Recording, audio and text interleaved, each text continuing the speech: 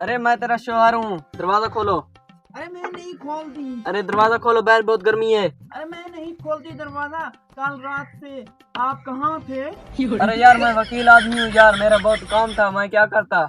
नहीं नहीं, मैं आपको घर में दाखिल नहीं होने दूंगी। कल रात से आप पता नहीं किस पूरी से चक्कर रहे हैं। इसके साथ कुछ न कुछ ऐसे करना पड़ेगा जिसकी वजह से ये दरवाजा खोल दे।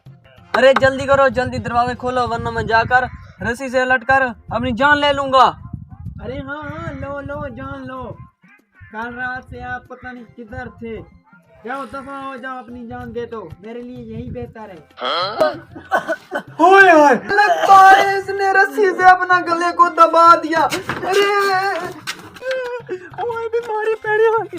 हेलो बीमारी ये किधर गया? हाँ इधर तो नहीं। अरे ये कहाँ से आवाज आ रही थी?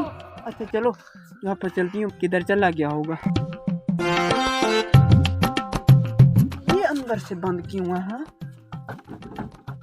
अरे तुम्हारा शोर अंदर है सी। दरवाजा खोल जल्दी कर। अरे नहीं खोलूंगा मैं।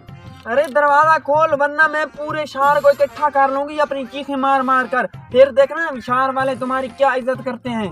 अरे मारो मारो चीखें, कोई मसला नहीं, बुलाओ साहब को। जब वो इकट्ठा होंगे तो मैं उनके सामने तुमसे पूछूंगा कि कल रात कहाँ थी और अब कहाँ से आ रही हो। क्या?